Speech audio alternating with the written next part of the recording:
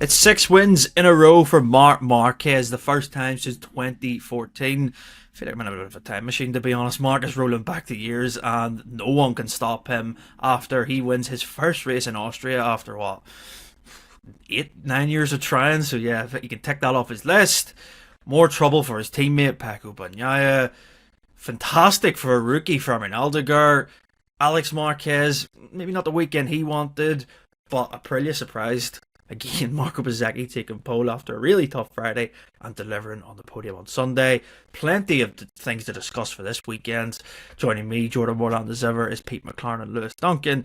Lewis, straight into it. Marc, I mean, we predicted he would win, but yeah, it just doesn't matter anymore what you throw at him. He just works it out, wins. It's just the story of 25, isn't it?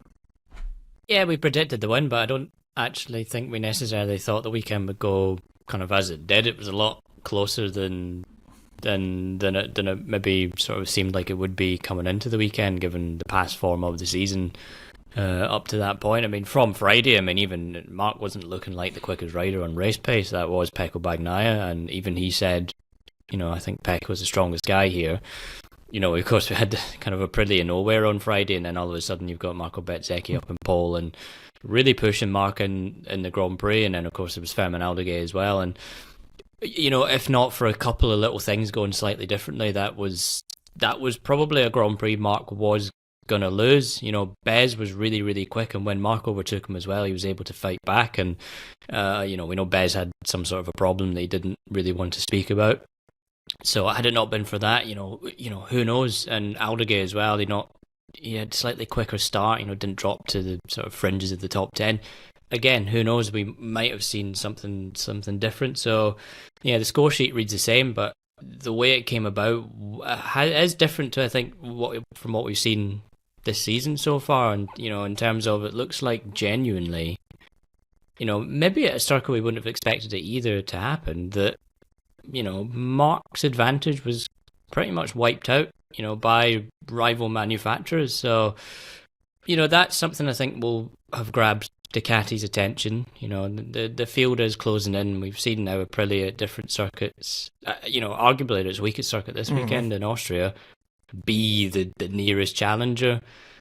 KTM are kind of getting there. There does...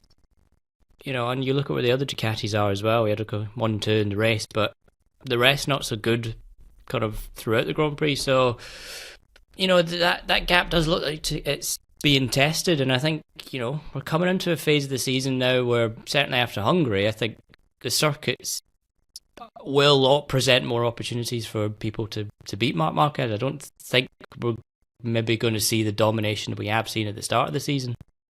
Yeah, it's a good point. I think you look back now, it's 2 weekends. You look at Brno and you look at here. Ducati have been kind of without Marc. Obviously, you have Aldeguer in this situation, but there's still other bikes are getting mixed in with them, and you kind of could see that yesterday with, I think, Pecco and was it Anaya and Pedro and Mir with them. You're thinking, Jesus, look at that. It looks like it's an actual race now between them. You couldn't see the advantage maybe was there a year or two ago, and you think this is potentially good, even though you're getting to the end of a cycle of obviously new regulations. I think it always happens a bit, doesn't it? You look at F1, it happens too. I think we're seeing it in MotoGP. So it's good from that aspect. And I actually thought it was a good race yesterday. A lot of people say Austria, and me included, I wasn't expecting overtakes yesterday, and we got actually some good ones. I think my favourite was actually Aldeguer's one on Acosta in the chicane. It was brilliant. So it was the way he threaded the needle, and there was literally a bike's width there. He had to get it through, otherwise both of them are going down. And yeah, it's good to see Bezzecchi take it with Marquez, and that was a really interesting battle yesterday, Pete, wasn't it? Because you've seen the first phase of the race, and Marc was there 6 times with Bez, and then Bez would open it up to 8, and then Marc let his tires cool down, and you're thinking, Marc's kind of using plan B here to try and reel him in, and he did, obviously, but it was quite fascinating to see the strengths of the Aprilia versus the Ducati around Austria, as Lewis says, where it shouldn't really favour the Aprilia. Yeah, definitely. Yeah, it was a big surprise, wasn't it? Yeah, Austria was always a nightmare for Aprilia. I know Aleix got a sprint podium, didn't he? Yeah. That was their best result, but usually it was the exact opposite of what their bike wanted, which was the corner speed. And but yeah, Bez was looking strong, wasn't he? You got the impression that Marc was sort of thinking, okay, I'm in second place, Bez is in the lead, he'll start to fade soon. And then you get to mid-distance, and he's not fading. He was still holding the lap times, wasn't he? And Marc sort of backed off, didn't he, at one point, because he realised, hang on, I'm just going to overheat the front tyre sitting here for this long. But his plan. Well, we all know how strong Marc is on used tyres, isn't it? And as soon as Bez did start to move around, as Lewis said, a few problems that he didn't want to speak about as well, that maybe hampered Bez a bit, and Marc saw his chance. But while that was going on, there was the twist in the plot with Aldeguer coming from behind, wasn't there? So, as you say, we ended up with a very good race after what has been at Austria in previous years quite a dull one, hasn't it, without any action. So it was a great finish with Aldeguer coming through like that, and incredible pace from him. He'd hinted at it in the sprint. Obviously, he had the problem like Bagnaia spinning off the line and had to fight back through. Yep. And but he'd been really fast at the end of the sprint. And really just picked up from there. But, to take a couple of seconds off Marc Marquez in the second half of a Grand Prix, no matter who you are or what bike you're on, is something. So to do it as a rookie, and passing, not, as you guys said, making the passes, not making mistakes, not getting overexcited, not, he did what he needed to do. But I think you have to say, catching Marc Marquez is one thing, beating him in a fight is another. And we did see that Marc responded, didn't we? So, but Aldeguer did catch him. That's the reality. He caught him to the point where Marc had to respond in those last final laps. And he had just enough, didn't he? It wasn't the sort of response we've seen from Marc in other races where he can just pull almost half a second out the bag. It was a couple of tenths, wasn't it, a lap? But it was all he needed with those few laps remaining to keep Aldeguer at bay. But it looks really promising for Aldeguer, we've seen him, obviously he's been on the podium already, but this tyre saving ability that he's got, and let's see what he can do at Hungary. Best chance of the year really for a rookie, isn't it? Without a track, without any experience for the other guys on the MotoGP bike. So let's see if he can carry that momentum on. But as you say, coming back to Bez, another race where he's taking the fight to the Ducatis. Costa was there on the podium in the sprint, of course, but the Aprilia and Bez, they're just having a great year, and especially in the race, the gap between Bez and Jorge Martin, it was big, even before the accident, of course, for Martin. Bez is really just at the top of his game, and as you guys have said, at a track where you wouldn't have really predicted it for the Aprilia. Yeah, absolutely. We'll come on to Bezzecchi after this, but Aldeguer, I want to talk about him. It was interesting, the press conference yesterday, wasn't it, with the way Marc was kind of looking at his data and trying to look how he takes certain corners, and Marc's like thinking, why is he quicker than me in left-handers, sort of thing. And there was a bit of a joke going on there that Carchetti said that Aldeguer kind of had the pace to take it to Marc, and to be fair, when you look at it, he really did. In the analysis, Pete, you did a really good piece on that where you can see the lap time where it really did look like Aldeguer was going to get there. And how do you think, for a rookie who, we've touched on it before, came in with a lot of maybe negative connotations because of how poor his last season was in Moto2, but when you hear yesterday, I think Gigi's even talked about it, saying that he's the future of Ducati. He's got 4 podiums this year if you combine them all with Sprint and Grand Prix, and in different conditions and around different tracks. Aragon, Le Mans, now he's doing it at Austria. It's really impressive, isn't it, from Fermin? Yeah, absolutely. I mean, I think the consensus among a lot of people, it wasn't a small portion of the paddock or the media or whatever, thought that maybe Aldeguer's promotion to MotoGP was a bit hasty, maybe needed another year in Moto2. But, Ducati, to its credit, has often gotten it right when it signed a young rider. They know they have an ability to spot something that's, maybe not quite as obvious, or something that stands out stronger than maybe poor results does. You look at Martin, they got Martin over there as Pecco, people like that. They know what they're looking for. So, I think Ducati always had this belief, and to be fair to Aldeguer, from kind of right from day one, as when we spoke to Frankie Carchetti in the winter, he impressed. He impressed with his approach. His ability was evident from the start, and the way he kind of went about his business was something that really kind of impressed the team. We've seen it this year already, a couple of sprint podiums, Grand Prix podium in the wet. We know he spends a lot of time with the Marquez brothers and, training there, and obviously that's going to be invaluable to any young rider when you're kind of trying to ply your trade in MotoGP. But we are, I think, we now, into the phase of the season where a rookie like that, we will start to see, I think, a bit more of consistency, because, tyre preservation is a real key asset in modern MotoGP now. This is a championship and a class formula that you can't overtake, and really with raw speed, you kind of have to play the strategic game, and it's something that's really been a key asset to Marquez over the first 13 rounds, is how he's been able to be strong on used rubber. So, I think Aldeguer needs to work out the qualifying, needs to be consistently in that top six, and more importantly, those early laps. That's the thing that really hindered him on Sunday, was the fact he went from 6th to 9th on the first lap, and that's been a bit of a trend. And the team have said this as well; they need to work on that. Had he even just stayed where he was, perhaps that was a completely different story. So there are things to iron out there, but he has been really impressive, and I think we can now say the most impressive rookie. I think at the start of the year when we saw what Agura was doing, and I think just the fact that he was reigning Moto2 champion as well, you kind of thought, okay, well, here we go. Agura is going to be rookie of the year, and it's the script has completely flipped. And I don't think this is just a case of Aldeguer being on a Ducati. I don't think this is just a case of him being on the best bike. I think we are seeing something a little bit special from him. But let's not start putting pressure on him. Let's not start expecting podiums every week. That's not going to be the case. But certainly, I think Ducati have got a good little gem on their hands here, and 27 coming up, and a rules reset, and Pirelli tires coming in, which Aldeguer at least has experience on, even if he did struggle a little bit in Moto2. Could be the dark horse. If you're looking, if the GG sees him as the future of the championship, then why not a factory promotion in the next couple of years? It's not unheard of from Ducati. Pecco was only at Pramac a couple of seasons, and then he was up to the factory team. So let's see. Yeah, I'm interested with that, Pete. I think that Ducati, over the weekend kind of got asked about next year, about factory bike status and stuff with obviously the satellite teams. And Fermin's a contracted Ducati rider. Like, he's not just a Gresini rider like Alex Marquez, for example. His contract goes through obviously the factory. That to me seems like Fermin's going to maybe get rewarded, because I was reading stuff in the Italian press, I think it was on Sky Italy, and they were saying, they were talking about, did Gian Antonio delivering, and Ducati could just take that bike away from him. They've done it in the past with other riders season on season. Could Aldeguer be the rider to then receive the factory bits next year? It'd be quite interesting to see if that would change the dynamic within that whole satellite setup, wouldn't it?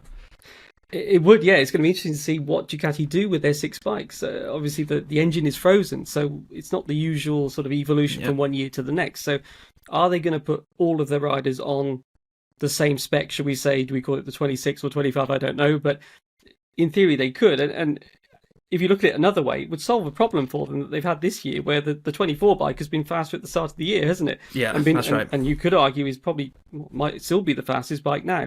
If you start everybody on the same bike, and obviously the factory team have the benefits that you get with a factory team, with the personnel, everything else, it actually kind of avoids that problem in the future, doesn't it? Of a surprise result from a more proven bike from the year before. So it could solve several issues for them. It could work for them in that sense. And then you've got the angle that you're rightly bringing up of rewarding riders that deserve a factory chance. And Alex Marquez would also be in that, wouldn't he? Gresini, you've got 2 guys who really could say, well, look, I deserve the factory bike as well. With Digio and the factory contract, it would depend it might well be that his contract says that he gets a factory bike. I don't know, but that might come with the contract. But anyway, as we're saying, because the engine is, there won't be another engine development, let's say, it's not going to be the usual issue of cost and everything else, because it'll be the GP25 engine that they're using now, presumably, and then updated parts will be the 26 bike. So they could do it. Let's see. And obviously, if you do have 6 bikes, you then have the benefit of using the data more widely, because as we've been doing all year, really, at the moment, you almost split the bikes 3 and 3, don't you? It's the 25s. Yes. It's almost like a different brand sometimes. And if you look at Marc and against the other 25s, let's be honest, it's pretty much like Marc in 2019 on the Honda against the other Hondas. You're right. It's good. I mean, that's kind of the situation we're in. So yeah, interesting to see how they're going to look at this situation and reward the riders and perhaps also avoid some competition from the satellite teams in a way that at tracks where the new bike doesn't perform. You can look at it for various ways, but it might be the best option for them. Again, it's the last year of the rules, as we've said. So how much do you want to invest in a championship in its final year, or a set of rules in their final year, when obviously next year they'll be developing the 27 bike alongside it. So it's going to be a lot of work. We'll have to wait and see, but it's definitely possible for them to start on or everybody on the 26, and then the factory team or the factory riders will obviously get the flow of new parts, so they will still benefit. Because I mean, let's be honest, if you're a GP24 rider now, you don't want to start on the start of this season's 25 next year, do you? I think you'll be doing everything you can either to stay on the 24 or to go to, let's call it, the 26. I think I'd be pushing for that if I was a Ducati rider. I think there's a certain factory Ducati rider wants to go the other way, Pete. He wants to go 25 to 24. Yeah, we'll get on to that rider in a bit. Lewis, I want to talk about Bezzecchi. How do you think his weekend's going to stead him for the weekend ahead? Because obviously no one's been there on MotoGP machinery, and I think that he could be really, really good around Hungary. I don't know why. I think that going to a new track, obviously, I'm just thinking here, it's a long shot, but he went to India that time, and he was ridiculously good. Like, he just cleared up the road. And the form that he's in, he's been the one, as Pete says, every other weekend, has pretty much been there behind Mark, and it's shown that around Sachsenring, obviously Silverstone, and then obviously at Brno as well, and then this weekend. Is he going to just build on this even more? Because he was a bit disheartened about the issues that he's had yesterday. Didn't want to discuss them, obviously, but he was still taking positives from it. How do you think it's going to go for next week for Bez? Yeah, I mean, in theory, I think Balaton Park is a bit stop and go, like twistier, Austria, isn't it? Which in theory shouldn't suit the Aprilia as well as as it would go at some other circuits. But as we saw, Austria was a good track. Now, yeah, the India comparison is interesting because the carcass of tyre in Austria and India is the same. It's a stiffer That's carcass. Right. So, is there an element there that that's just something that suited Bez, a bit better than the other Aprilia riders? It's hard to tell. I mean, Ralph Fernandez was quick on the Aprilia all weekend in Austria, even quicker than the factory bikes on Friday as well. So, yeah, there was kind of genuine pace in the bike. So, yeah, I think we've seen now, different circuits, different layouts, where Bez has been quick, going all season he's been pretty fast, but I think really since kind of Silverstone time, that victory, and then, we go to Aragon, and, had it not been for the kind of the qualifying problems, he came from last to 8th in both of those races, I think. Yeah. So a bit further up the grid, better result there. Assen, like you say, Germany was on for a podium. Brno, he was the closest challenger to Marc, that race, again, leading that race. So, we've seen different circuits now where the Aprilia has gone really well at, and I think you probably, despite the fact that what conventional wisdom about the bike, relative to different types of circuits might have said in the past, I think we're at a point now where you can expect at least Bez and Aprilia to be up there, challenging for podiums, challenging at the front of the field every week. It's clearly the most consistent of the bikes behind Marc, I guess. I think it's harder to look at kind of Ducati as a whole because of, as you guys have just touched on, that the GP25, if Marc wasn't there, would kind of be considered a bit of an unmitigated disaster for Ducati because the other riders just wouldn't be doing a good enough job. So, if you take Marc out of the equation, you've got Alex Marquez leading the championship, but his form has been very inconsistent of late. Pecco's not had any consistency this season, so. Digi as well. Digi has been shocking the past few weekends on the GP25. So I think, we're at that point where the Aprilia is really consistent, Bez is really consistent, and, we're coming into, I think, a good part of the season, and we've got going to Barcelona, which always suits the Aprilia pretty well. We're going to Misano, which I think Bez will really fancy as a as an opportunity. That's a home win right there, or a chance of fighting from at least. Yeah. And then the flyaways are always a bit of a reset, really. Flyaways are always different. You go to some races where we've got different carcass tires. You go to some races where the weather always plays a factor. You've got so there is, I think, plenty of opportunity there for Aprilia to start really chipping away at some big results. And I'd like to think that we'll see kind of a similar sort of story to what we saw in Austria, especially if Bez can keep the qualifying up, because I think Hungary, of all the tracks on the calendar, and we haven't seen much overtaking this season, I think Hungary is going to be like Monaco for Formula One. I think it's going to be an absolute dud of a race. So qualifying is going to be the most important qualifying of the year. And we've seen on a couple of occasions, Marc, including Austria, Marc choke. So, I think that's there is a lot of opportunity coming up. There is, yeah, and just to touch on, obviously, the factory team, not much to really take from Jorge Martin's weekend. Crashed out, and I thought, obviously, if you've seen the race, he looked like he was hurt. Thankfully, he's fine. He was just a bit of pain that he's in with his wrist and stuff, and like the airbag as well, give him a very clatter too. So, yeah, I think Martin, it's kind of weird because he had 2 crashes, and the one he had on Friday dented his confidence, but he said he kind of needed it to happen, and I'm like, that's fine. But in the Grand Prix to have another one, it's like, I didn't really need that one. He looked a bit ragged as well. Every time you seen him on camera, just running wide here and there, getting a bit sort of getting the elbows out with people too, which was good to see at least. But yeah, Martin's got a long way to go to get near Bezzecchi's level, and I wonder if it's because he hasn't got the base set up yet. Maybe this was the weekend he started to try his own things, and he went, maybe I'll go back more toward Bez now. Because that's the key, isn't it? Follow what your teammates kind of doing, because he's been so successful. But yeah, Martin, thankfully he's okay, and we'll see him in Hungary. And Pete, last thing about Bezzecchi, interesting. There's 47 points between Bezzecchi and Bagnaia, 3rd and 4th in the championship. That gap is shrinking every week now. Could there be a possibility where Pecco has to start maybe? We were saying before the summer break, look at Alex Marquez. He needs to look over his shoulder now, because his good mate is charging him down, isn't he?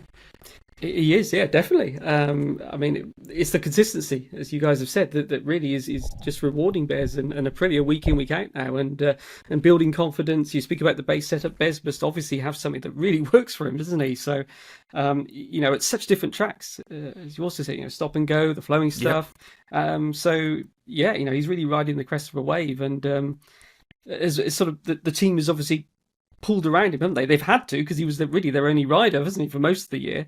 But I think he's just really sort of reveling in that situation. He came into the team very much in Jorge Martin's shadow, didn't he? And yet he's emerged from that, and he's now very much the team leader and delivering. And that's the thing, isn't it? Teams will always sort of center around the guy who's delivering for them, whether it was Dovi and Lorenzo at Ducati, where the expectation was Lorenzo would sort of lead the way, but when Dovi was delivering, you go with the guy who's bringing the results, and it's kind of that situation. It's not Martin's fault, but he's coming in now midway through a season where all the momentum is with his teammates, and that's as you say, he's got to find the base setup. And we know with Martin, he's quite sensitive. When he gets a setup he likes, he's fantastic, because he'll use it everywhere week in, week out. But he's got to get to that point, and at the same time, there is going to be pressure, isn't there, when the guy who was supposed to be the number 2, let's call him that, Bezzecchi, is out there taking the fight to Marc Marquez in the way, doing what people expected Jorge Martin to do on this bike. So,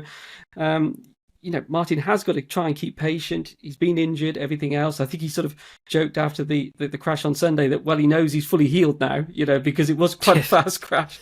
And he walked away from it, as you say, very sore at the start, I think, with the airbag and everything else and bouncing through the gravel. So he sort of joked it off in that way that, well, I know I can fall off and I'll be okay now. But, the bottom line is his teammates up there fighting for the win and on the podium again, isn't he? And, I think Martin will get there. I think he, later in the year, we'll see him fighting with Bez, and that will bring another dynamic into it. We saw, different example, but in Moto2, wasn't it, with Alonso and Holgado, 2 young guys in the same team, when they get together near each other on track. Things seem to happen, don't they? Yeah.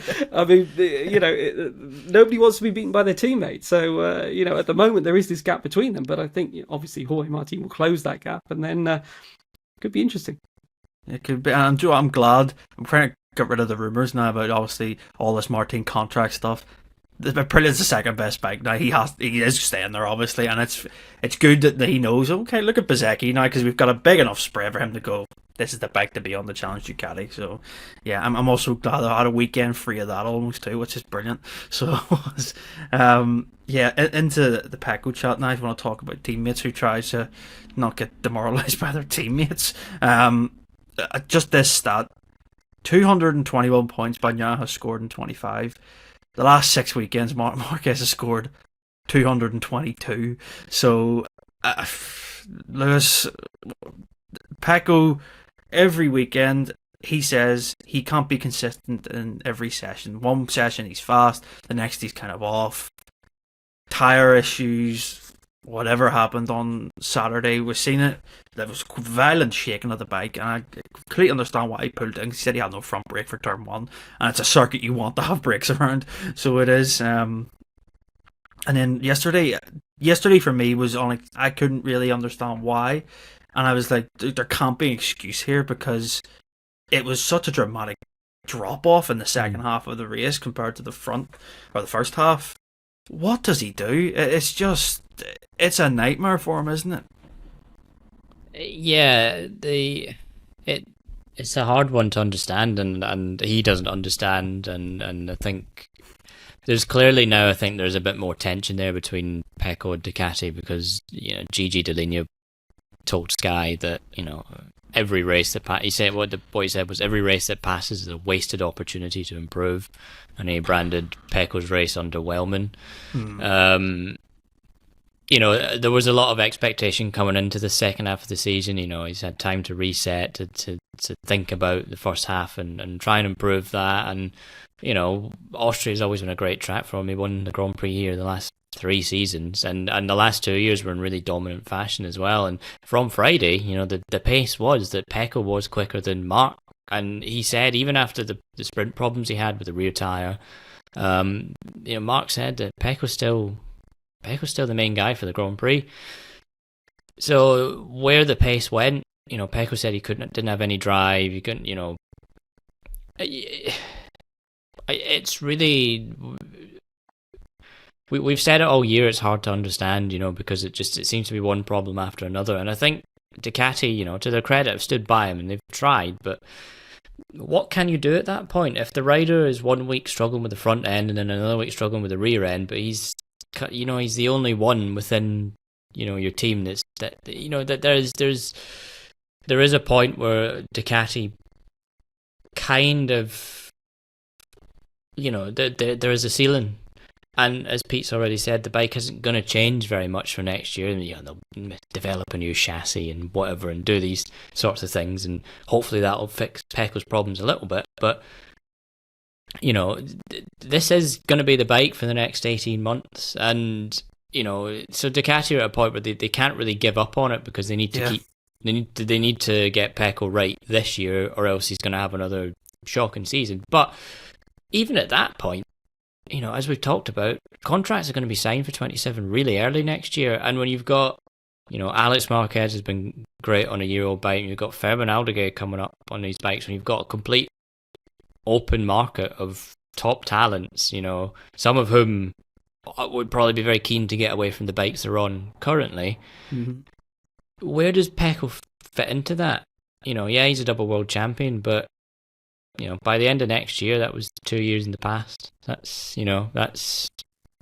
the previous 2 years at that point are, he failed to finish 8 times, or failed to score 8 times in 2024, but won the most Grand Prix in a season that he should have won and stuff like that. And then obviously what's happened this year. So the question now turns to what does the future look like for Ducati and Pecco Bagnaia? Because it does seem like, he himself said, I'm running out of patience. So he is adamant that the bike is the problem.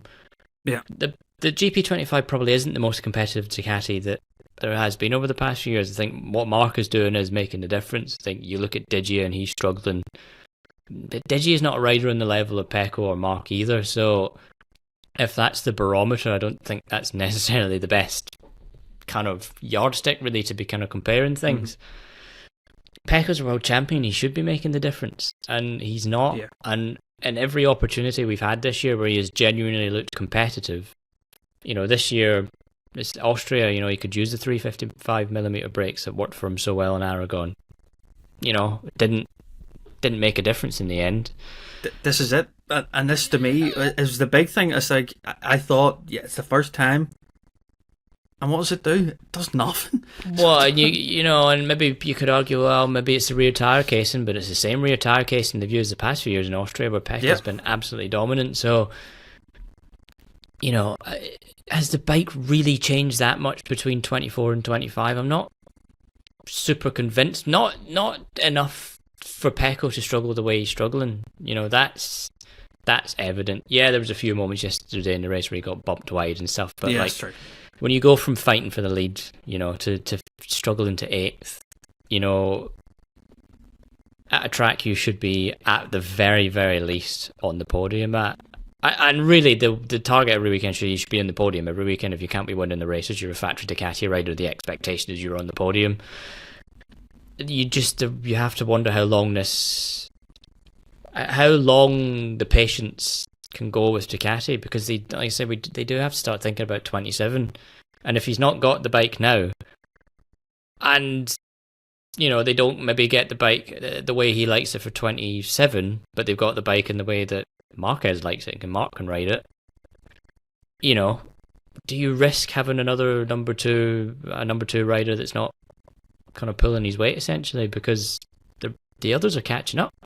Ducati is going to win the Constructors' Championship this year, easy peasy, but over the next few years, Aprilia's getting there, KTM's getting there, Honda looks like it's making decent steps forward. Honda's the one everyone's looking at for 27 as being the manufacturer that could actually be the one to take the fight to Ducati in the end. How long does this go on for? How long can they realistically allow it to go on for? And consequently, how long does Pecco Bagnaia want this to go on for? Does he feel like, okay, the bike doesn't suit me now, it's not going to suit me any longer, because this is the first year that Mark has been involved in the development cycle properly?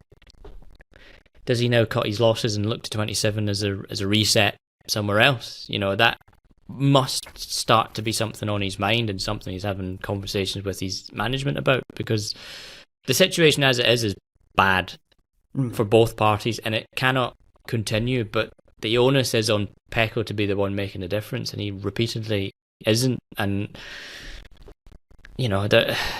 it isn't good enough. Whatever way you cut it, you can make all the excuses you want, but it isn't good enough. Yeah.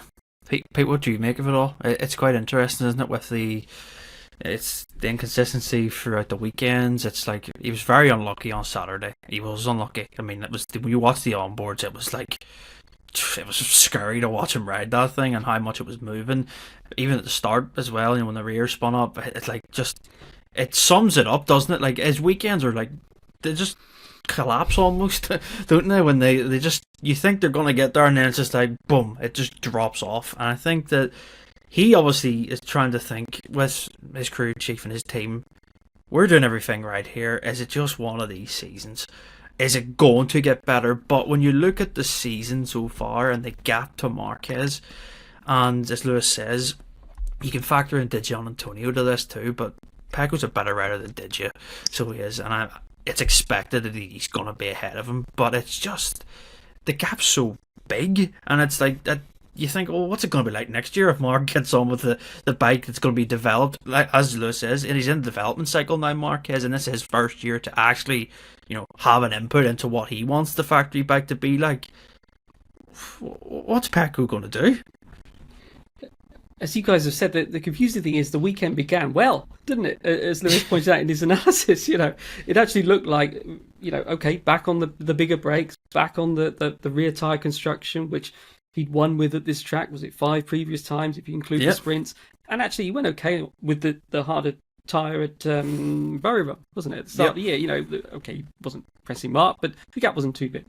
So it was all looking okay. And then, it all collapses with the problems in the sprint. We don't know what they are, something obviously unusual. He was then back on form really in warm-up. He was okay, he was second fastest.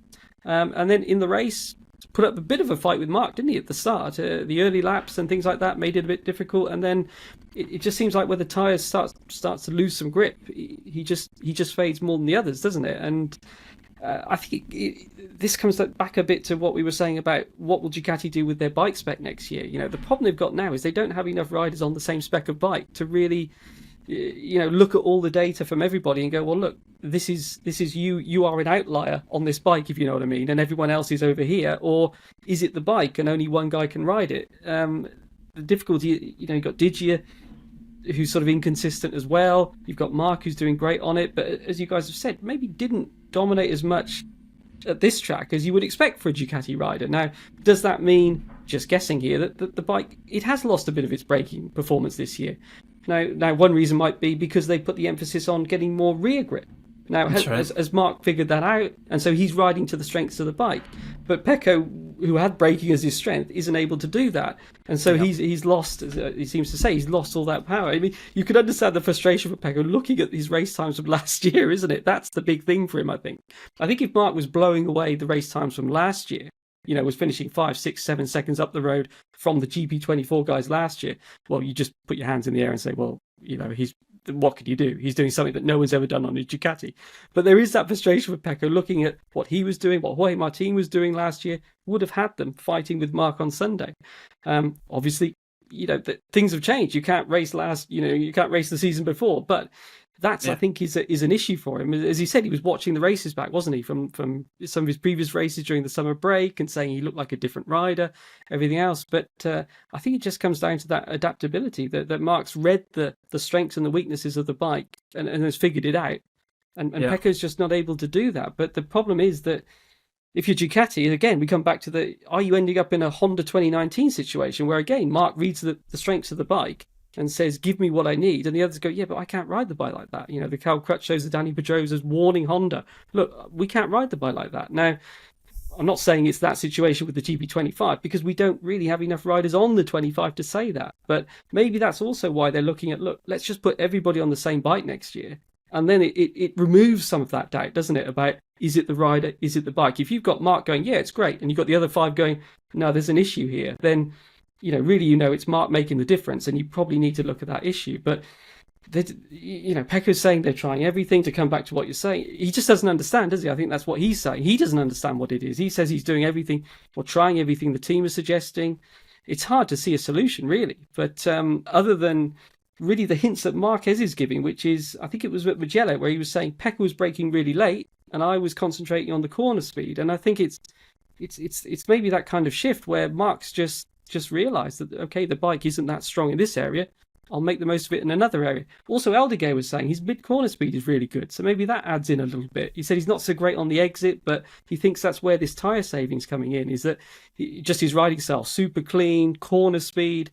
Again, that's not really Pecco's sort of style, is it, if you're a guy who's all about the braking? So, but which way do you go? That's the difficulty. When you've got a guy like Marc doing all the winning for you, again, comes back to the Honda situation. You don't want to do anything that might reduce the potential of the guy who's dominating for you. So, really difficult situation. To be honest, it's what we've always seen, isn't it? To be a teammate of somebody who is, whether it's a Marc Marquez, a Casey Stoner, a Valentino Rossi at times, it's a really difficult place to be because they can do things on a bike that maybe you can't do, and they're not going to change the bike. The teams will always go with the guy that's winning, won't they? And Marquez is delivering. So, really, really difficult times for Pecco. And as I say, maybe with more data, with more guys on the bike, we have heard, it might even have been Pecco that suggested it, that he wanted Alex Marquez to test the GP25. That's right. It Aragon?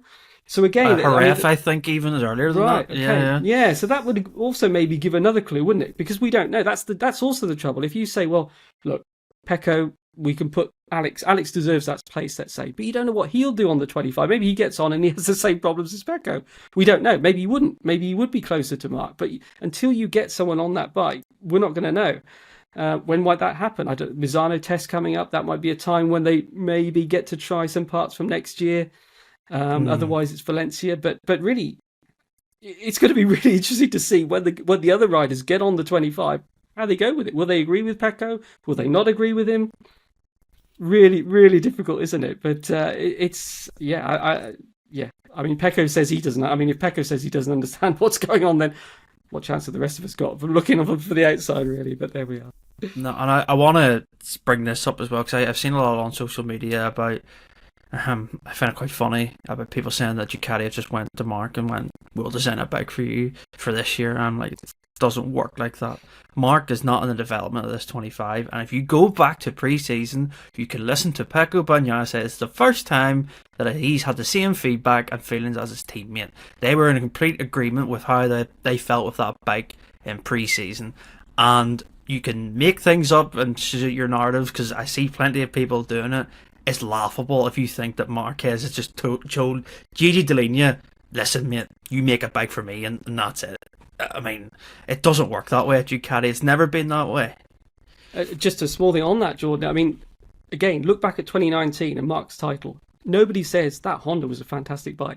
Everyone says Mark had a fantastic season.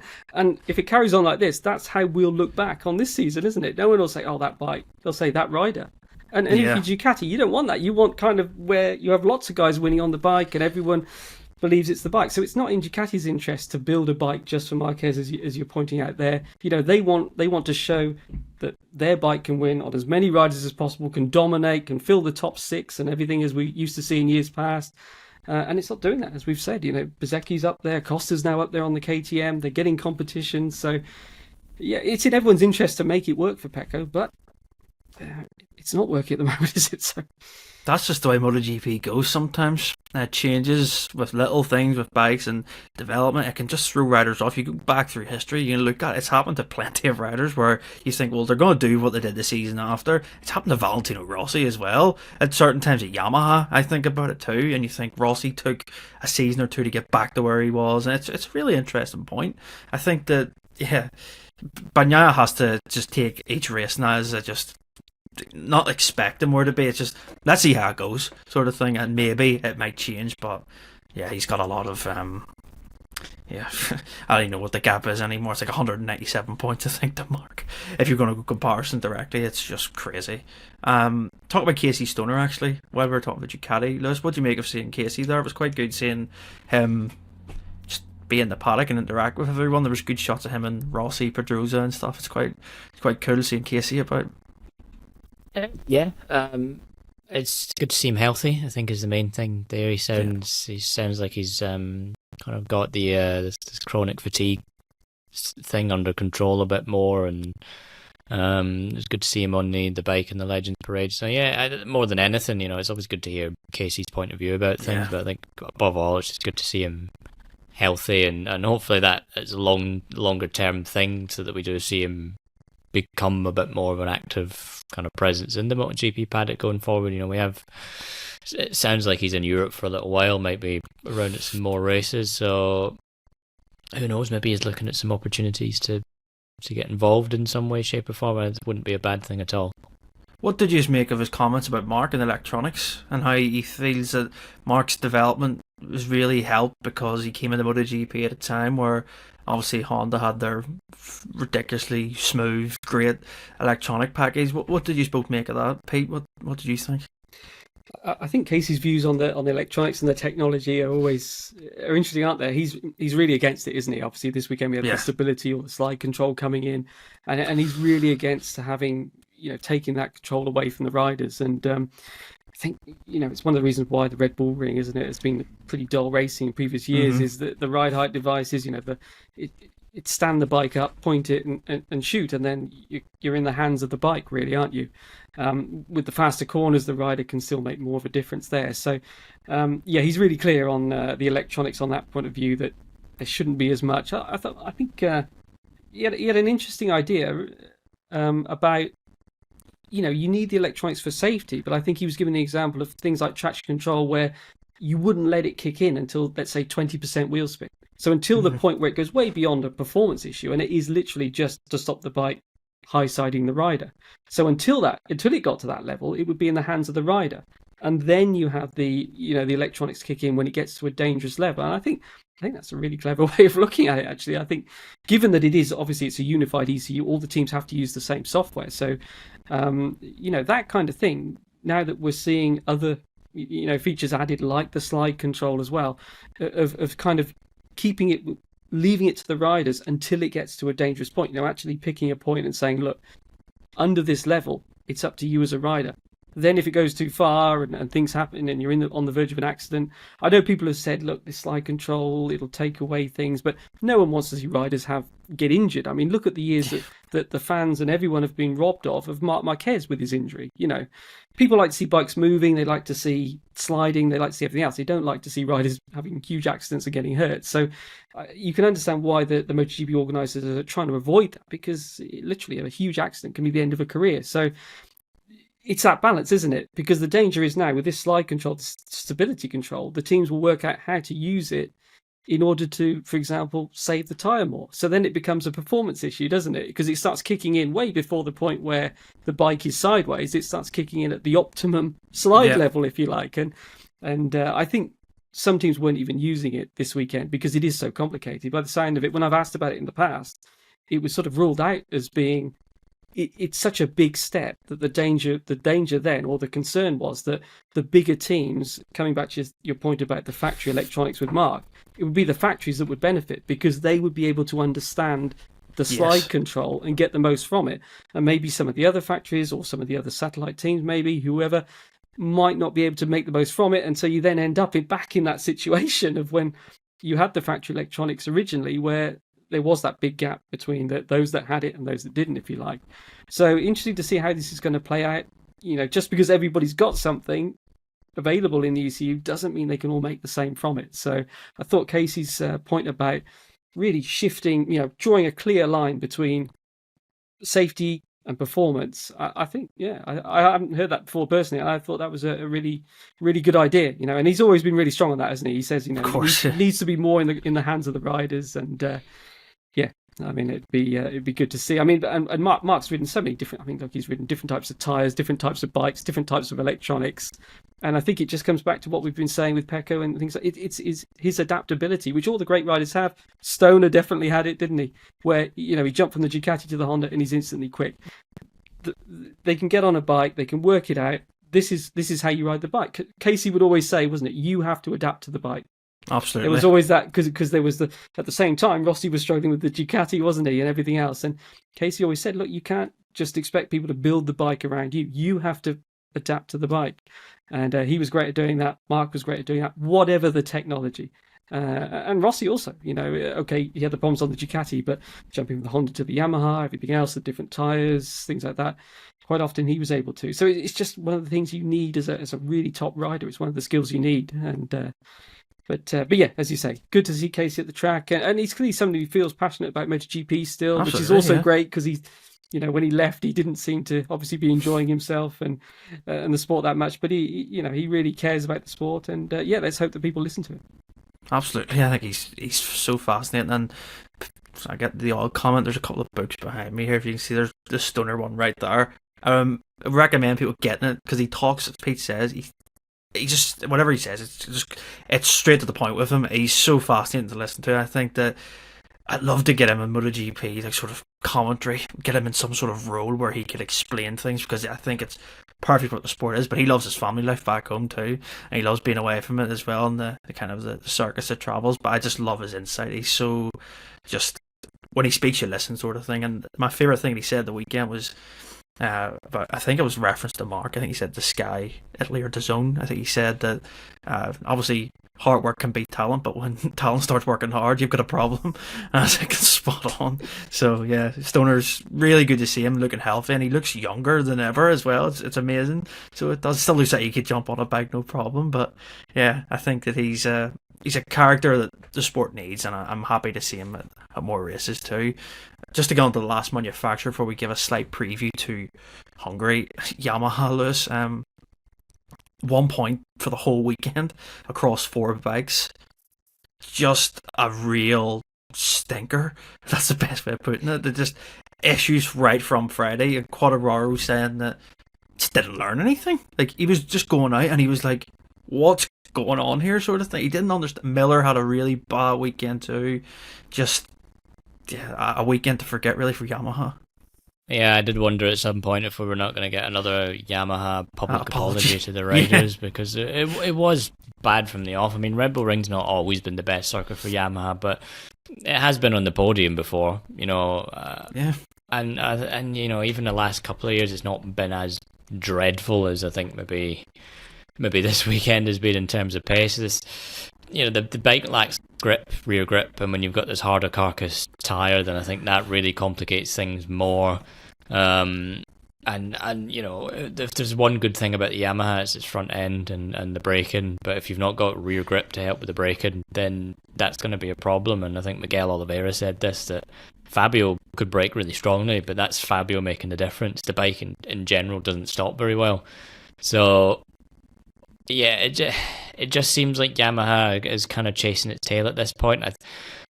I do wonder if maybe the V4 project has kind of taken its eye off the ball a little bit. It's put all the resources into that and has kind of done so anticipating that the V4 is going to solve all of its problems, or gets the V4 and then they develop everything else around it. And I think we've heard this from Fabio before, that focus on the current bike. The current bike is the current bike, and the V4 inline 4 thing isn't necessarily gonna put you one way or the other. I think it's focus on what you've got. And yeah, I do just wonder how, all the talk about the V4, but the current bike's not really in a position to be any better. So you put a V4 in it and kind of develop around that. Is it instantly going to turn things around? I don't know. We've seen for years and years and years of Honda being rubbish with a V4. So, the V4, when was the last time Honda had a genuinely front-running competitive bike? 2014, maybe? 14, yeah, potentially, 2018, maybe? 18 was probably, I think, the last good Honda across the board, because I remember Crutchlow liking it, Marquez, Pedrosa not so much, but even when Lorenzo rode it at the end of the year, on his first test, he liked the bike then, so... 18, yeah, so it took all those years of Honda being uncompetitive with this. It took them 6 years to get a V4 bike into a position where it can at least sort of fight for top sixes now, which is what we saw from Joan Mir this weekend in Austria. Yeah. So I think Yamaha had to think that this is going to be the cure for its problems straight away. They're years behind in terms of the lead time of a V4, because that's also an engine that its rivals have been running for the entirety of the time they've been in the MotoGP era. So I do just wonder if that is kind of, there's too many things going on. They've got a V4 project. They're obviously developing the inline 4 possibly for next year as well. They're also looking at the 850cc bike. From what was quite a good thing for Yamaha, and this openness and this willing to try things, throw parts of the bike and develop things, I wonder now if it's gone in the wrong direction, because the form for a while just hasn't been very good. Fabio's gotten some okay results out of it, but that's Fabio Quartararo. You think back to Germany, for example, he was fourth. In a fourth place, you'd think, wow, great. And he was like, the feeling on the bike was terrible. Like, there was nothing good about this. Bruno, qualifying was great, but that's him. That's him making the difference. It's not Yamaha. And you have to, again, going what we were saying about Pecco, is how long does Fabio kind of accept this? Because he's a rider clearly still very highly rated by a lot of people in the paddock and a lot of manufacturers, and his is a signature that quite a few people will be looking at and thinking, yeah, we can, we'd really like to get hold of him. And he'll, does he believe that the V4, does he believe that Yamaha over the next couple of years can deliver him with a bike that can win championships? Because he's backed them now for a few years, through a lot of dips and stuff, in performance, and now he's not really getting what he's been promised. He is going to start to have to think about his future, and there are other bikes out there that are heading in the right direction and are more competitive or capable. And you put someone like Fabio Quartararo on Aprilia with the way he can make a difference, maybe he wins that Grand Prix in Austria. Still think about if he had joined them from last year. I still think that what could he have done, sort of thing. It does feel like a little bit, and maybe this is just kind of maybe this is just my weird brain, but it does feel a little bit like Fabio Quartararo, Jorge Martin, and Pecco Bagnaia's futures for 2027 are all kind of intertwined a little bit. They are, absolutely. We've seen, we know that Honda is still very, very keen to get Martin for 27, and I think that's, given everything that's happened, it's kind of hard to see Martin staying beyond next year. We know there has been sort of links of Pecco to Yamaha kind of over the past sort of few months, and Aprilia approached They put a contract in front of Quartararo for last season, and it wasn't enough money, and then they found more money for Martin, and it's funny how it all works, isn't it? It does kind of. It kind of feels like there's maybe a little bit of a sort of a triangle there of what happens to each of them will kind of determine the fates of the rest of them. So, but yeah, I find it, I think one thing you can credit Fabio for over think back to maybe 2022 or 23 is his maturity. You think back a few years when he would just every weekend he would just constantly frustrated, and he would let those frustrations be known. Now he's a much more kind of calm, mature approach to it. But Yamaha's letting him down, and this is a generational talent kind of guy. We know this. They cannot. They've wasted the opportunity, and unless something happens really pretty dramatically in the next couple of months, and it's hard to see that happen. And Fabio does have to start looking at 2027 and looking at a future beyond Yamaha if he wants to have any hopes of fighting for world championships again, which we know he's capable of. Yeah, it's really interesting, that. So it is. And also just to add in the factor too that there's talk about the Pramac stuff changing too, with Moto2 riders potentially looking to join, and that's a really interesting debate. I think in the week off, if anything's not been confirmed, I'd love to talk more about that, because I think there's a few riders in there that are eyeing up potentially either a Pramac or a Honda. So yeah, I'm talking about Diogo Moreira and Manu Gonzalez, so that's very interesting. I wonder if that could change Yamaha's thoughts too, because are they happy with the current setup they have with their satellite team maybe at the start of the year? But it looks like they're delaying things, because Jack Miller's still waiting on an answer on his future. Miguel Oliveira has heard nothing. Yeah, keep an eye on that. That's very interesting. So it is. And now Hungary, gents. Jeez, we've had plenty of talk about it. It's finally coming up. And if you haven't seen a video of the track, if you're watching the podcast, I'm going to overlay it now. I'll show you a lap of Marc Marquez going around there. Pete, what do you think of this track? To me, it seems very B-spec. I don't know, that's what comes to my mind. It's very small. It's very twisty. It's no flow to it. A lot of chicanes. They had to make modifications, of course, because of safety aspects, which is fine. But if you watch World Superbike round here, the only not exciting thing, there was a crash at turn 2 because it's so tight. That could be a factor as well. It's a very just go-karty circuit, really. It is, isn't it? Yeah, I watched the World Superbike as well, and it's going to be a wrestling match, isn't it, for the MotoGP guys to get their bikes around. And you heard from obviously the Ducati guys did a Superbike test in there in the summer break, so they were asked about it in Austria this weekend, and Mark was kind of like defending it, wasn't he? Saying, look, a World Championship needs lots of different tracks and everything else. Because he loves it, because it's all left-handers, that's why. And I was just going to say, it's left-handers and it's stop and go. So, the track that probably is closest is the Saxon Ring, isn't it? But it's like it would be a flat version, wouldn't it? So, but of course, we all know Mark's record around there, so you can sort of understand why he might not be too much against it. But yeah, it sounds like they'll barely touch sixth gear, if at all. So yeah, I suppose we've got to wait and see, and we don't know, because there's been a few, I think, test riders have been, haven't they, MotoGP bikes? Yes. June was it? Yeah. But we haven't actually had any MotoGP riders, if you like, on MotoGP bikes from the full-time field on the track yet. So again, it'll all be open, as we were saying. Maybe the rookies have a bit of a chance.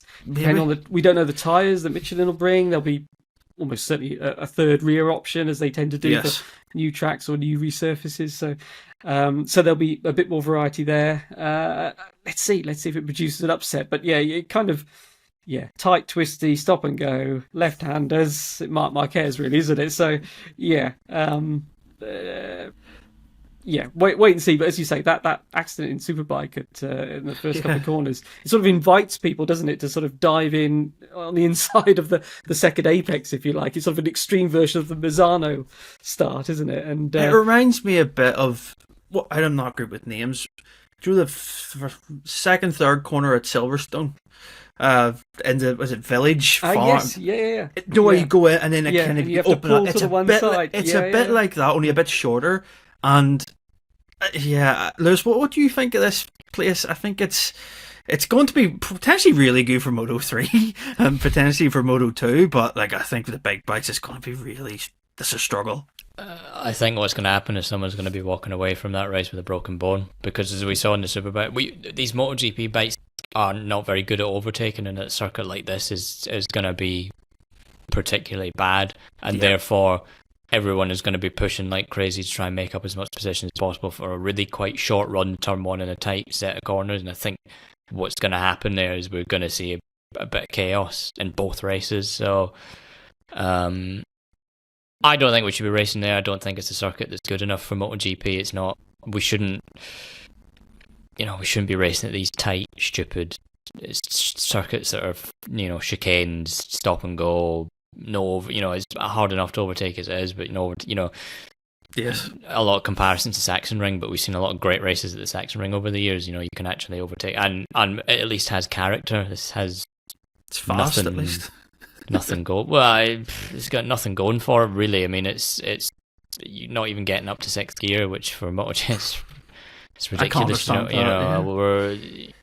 You're going to race at stupid circuits like that, you might as well go go race at Knock Hill. Go race it, go make Knock Hill safe and go race there. If that's the type of circuit you want to race at, tight, then go do that. Don't race at these rubbish. Don't waste all this money on rubbish, boring track designs that have the modifications for safety were just to add chicanes and make the layout, a boring layout, even more boring. I don't think we should be going there. I don't think it's going to be a very good weekend, and I wouldn't really be surprised if this is the only time we end up going there. I don't think it's shaping up to be a particularly popular event. It doesn't sound like ticket sales are very high, largely because, as far as I'm aware, there's not a super huge following for MotoGP in Hungary. So the fact that we're having this race in the first place is a bit kind of odd if we're looking to break new markets. It doesn't, there's surely other places we should be looking at going, South Africa being, one of them, that would be a good... Kailami's a much, better circuit, and it's up to proper scratch now in terms of, improvements. I don't know, I think I think this weekend is going to be not a great showing for a MotoGP. I don't think it's going to make the championship look very good. I don't think the riders are going to come away from it all that happy. So yeah, hopefully we can, hopefully get some rain or something like that. That might be the only way to make it interesting. But otherwise, I don't think we're in for anything that's going to be worth wasting your time with. Yeah. So speaking about Hungary and MotoGP, actually, I'm just going to give a personal story. So in 2017, with my quite on a course journalism, and we went on an EU trip to Hungary for 2 weeks and mixed with journalism students from Hungary in Budapest. And I was like just scratching the surface, being like, I wonder if they know anything about MotoGP. So there's this guy called Petter. I'm still friends with him on Facebook. I haven't spoke to him in like 8 years, but anyway, I said to him, "Oh, MotoGP, do you know about it?" He says, "No." And I says, "What about Gabor Talmashi?" And his face lit up. He knew who he was, and then that was it. Then we discussed a little thing about the 2007 125 World Champion. So that was my way in with Hungarians and MotoGP, but. Yeah, it's odd. The World Superbike race, it was okay attended, and they don't get great attendances anyway with their calendar. But it's just, we discussed it before, gents. I think the circuits are all too close together where you have to go to Brno, and then they're all too kind of there, and you get fans that want to go to the iconic venues first rather than go to somewhere where it's like, what's that going to be like? I think that there's as Lewis says, it's not up to spec for MotoGP. It probably won't be on the calendar, and if anything happens this weekend, you can best believe the riders are going to be not happy about it, and the manufacturers too. But yeah, I'm going to ask for predictions, gents. I'll just say for a race winner for both races. I mean, we discussed there. Mark really is that this has to be his track that he designed personally. Obviously, it just suits him. I'll say Mark, but I hope that we can get another manufacturer come out of the to surprise us. I mean, Joan Mir. I mean, Lewis, you get tweet of the week, by the way. I forgot to put that in there. If anyone hasn't seen Lewis' tweet, I'll put it on screen now. It's a funny tweet. Thankfully, no one knocked off Joan Mir, and then he actually got the finish. Best result since India. Could we see a Honda potentially surprise? Could that be something that comes out of this weekend? Maybe. I think the one maybe to watch for would be KTM, the new updates they brought to Austria, especially the aero seems to really improve the turning of the bike. Pedro Costa was absolutely has been raving about these updates since he tried them in Aragon. So, I think that could be, one there. Like I say, I think this is going to be a qualifying track, more than any other place. This is a qualifying track. So, in terms of winner, it's going to be Mark. Probably, in terms of left-handers, hopefully he has another kind of poor qualifying like he did in Austria, and if it is going to be... Is this what we're doing now? We're waiting on him getting out of position just to get through. Well, just to... If there's anyone that's going to force overtakes, it'll be him. So. Absolutely. But yeah, which just as well, obviously Hungary is on the calendar, for the provisional calendar for next year, but that's not a guarantee of it remaining, if particularly there are a number of factors involved in a race not taking place, so just because it's on a calendar doesn't guarantee it. Yeah, true. Pete, what do you think? What's the thing to watch out for this weekend? Is there anyone catching your eye? I suppose that the factories at Racing Bull Superbike might have some extra knowledge, so if you like, not Aprilia and KTM. So you look at Honda, Yamaha, Ducati, obviously. I suppose if you're looking at stop-go tracks or compare it to the Saxon Ring, Bezzecchi was strong there. In stop and go, we said it might not suit Aprilia, but it seems to suit Bezzecchi, so I think he could be up there again. Digia went well, didn't he, in Saxon Ring? So, maybe again, it's more his style. But we've got to wait and see, haven't we? But it's hard to look beyond Mark. But as you say, all those slow corners, it just sort of invites people to take a bit of a lunge, doesn't it? And block passes and everything else. So it's all going to be about qualifying and the starts and things like that. So let's see. And I mean, if you're Marc Marquez, let's be honest, you've got such a big points lead now that you can afford to sort of.